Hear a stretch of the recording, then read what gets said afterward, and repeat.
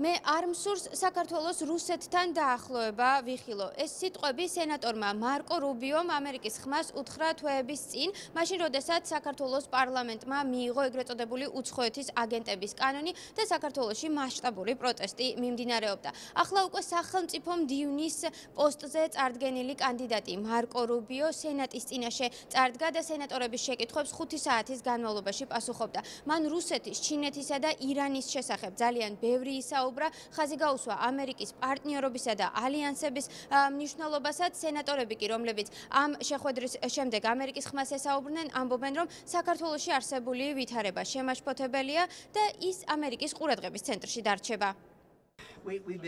ჩვენ საქართველოში ბოლო დროს იმედგაცრუებულნი ვართ და იმედი გვაქვს, რომ საქართველოში მცხოვრები ხალხი აიღებს კონტროლს და გააკეთებს იმას, რისი გაკეთებას ჩვენ გვგონია, რომ მას სურს. და რომ ის გახდება უკეთესი დემოკრატია, დასავლეთისკენ მიმართული დემოკრატია.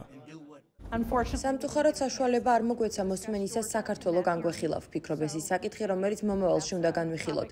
წარდგენილია რამდენიმე კანონპროექტი საქართველოს შესახებ და ვისურვებდი, რომ შეგვძლებოდა მათი წინა სესიისას დამტკიცება, მაგრამ სამწუხაროდ ეს ვერ შევწელით.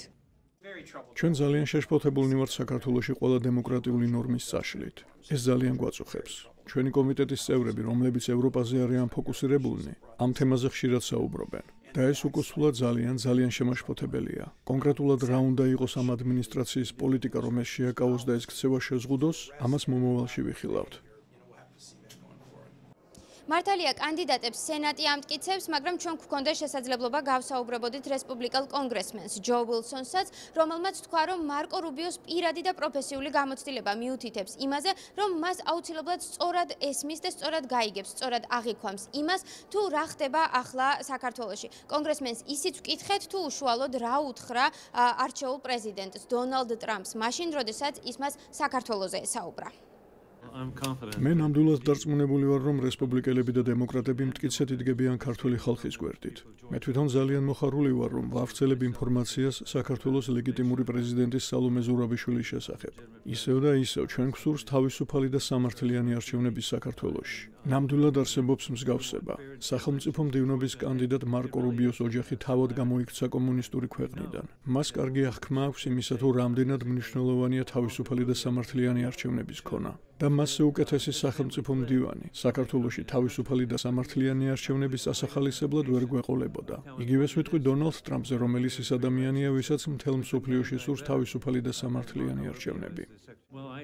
მე პრეზიდენტ ტრამპს ვუთხარი, რომ საქართველოში არჩევნები გაყალბდა. მივეცე ინფორმაცია და დარწმუნებული ვარ, ის ამას იკვლევს. მაგრამ გავიმეორებ, რომ ჩვენ გვთაგვაგონებს ქართველი ხალხი, რომელიც მშვიდობიან პროტესტს აგრძელებს და ითხოვს სამართლიან და თავისუფალ არჩევნებს. პრეზიდენტ ტრამპისთვის პრიორიტეტია, რომ მსოფლიოს ქვეყნები ატარებდნენ თავისუფალ და სამართლიან არჩევნებს საკუთარი მოქალაქეების საკეთილდღეოდ. დემოკრატიული ადმინისტრაციის ვადის მიწურულს ამერიკის შეერთებულმა შტატებმა არაერთი შემზღუდავი ზომა დაუწესა ქართული ოცნების ლიდერებს, მათ შორის იყო ბიძინა ივანიშვილის სანქცირებაც.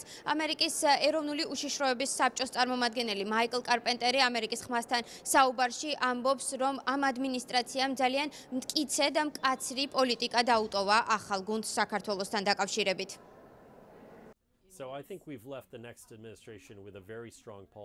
ვფიქრობ, ჩვენ ახალ ადმინისტრაციას ძალიან მტკიცე პოლიტიკას ვუტოვებთ. ჩვენ გავყინეთ ყველანაირი დახმარება. 95 მილიარდ დოლარზე მეტი მხარდაჭერა საქართველოსთვის. დავასანქცირეთ საქართველოს მთავრობის ბევრი ოფიციალური პირი ანტიდემოკრატიულ ქმედებებში მონაწილეობისთვის, რაც პროტესტის და სამოქალაქო საზოგადოების შევიწროებას ეხებოდა. ჩვენ დავასანქცირეთ ამ რეპრესიების წამყვანი არქიტექტორები, მათ შორის ბიძინა ივანიშვილი, რომელიც ერთ-ერთი მთავარი გადაწყვეტილების მიმღებია საქართველოს არა მხოლოდ შიდა ორიენტაციის, არამედ მისი საგარეო პოლიტიკის შესახებაც, რომელიც უფრო ემსგავსება რუსეთისა და ჩინეთის საგარეო პოლიტიკას. ასე რომ ჩვენ ახალ გუნდს ეს სიტუაცია ამ ადმინისტრაციისგან ძალიან მრავალფეროვანი ქმედებების ნაკრებით გადავეცით. საბოლოოდ კი ცხადია, საკუთარი ბედი ქართველი ხალხის გადასაწყვეტია. ანალიტიკოსთა ნაწილი ამბობს, რომ სენატორ მარკო რუბიოს ძალიან კარგად ესმის ის, რომ რუსეთი, ჩინეთი და ირანი ამერიკის წინააღმდეგ ძალისხმევას ზრდიან და აერთიანებენ და რომ საქართველოს საკითხიც სწორედ ამ კონტექსტში უნდა იყოს განხილული. სენატორ რუბიოს, რომელიც მომავალი სახელმწიფო მდივანი იქნება, ესმის ურთიერთობა რუსეთსა და ჩინეთს შორის და საფრთხე, რომელსაც ეს ორი ქვეყანა ქმნის. ჩემი მოლოდინია, რომ ის მკაფიოდ გაიგებს, რა ხდება საქართველოში და სანქციების მომხრე იქნება. ასევე იქნება ალბათ მაიკ უოლცის შემთხვევაშიც, რომელიც ეროვნული უშიშროების მრჩეველი უნდა იყოს. კონგრესი კი ახლა ორპარტიულად მიმართულია იქითკენ, რომ მტკიცე ნაბიჯები გადადგას. ჩვენ გვყავს წარმომადგენელთა პალატის წევრი კონგრესმენი ჯო ვილსონი, რომელიც მართლაც აღმაფრთოვანებლად ლიდერობს საქართველოს მხარდაჭერას და სანქციებისა და ახალი არჩევნების თაობაზე მხარდაჭერის გაძლიერებას. ჩვენ მაკკეინის ინსტიტუტიც გავაძლიერებთ თავისუფალი და სამართლიანი ახალი არჩევნებისკენ მოწოდებას. ცხადია, მხარს ვუჭერთ ქართული ხალხის უფლებას თავად გადაწყვიტოს საკუთარი პოლიტიკური და ეკონომიკური მომავალი. მარკო რუბიო ამბობს, რომ სენატს დასამტკიცებლად ძალიან მალე წარუდგენს ყველა იმ კანდიდატს, რომელიც სახელმწიფო დეპარტამენტში სხვადასხვა რეგიონის მიმართულებით საქმიანობას უნდა ჩაუდგეს. სათავეში თავის მხრივ კი სენატის რესპუბლიკელთა უმრავლესობის ლიდერებით დონალდ ტრამპს არჩეულ პრეზიდენტს ჰპირდებიან, რომ მის მიერ წარდგენილი მისი ადმინისტრაციის მიერ წარდგენილი კანდიდატები უმოკლეს ვადაში დამტკიცდებიან.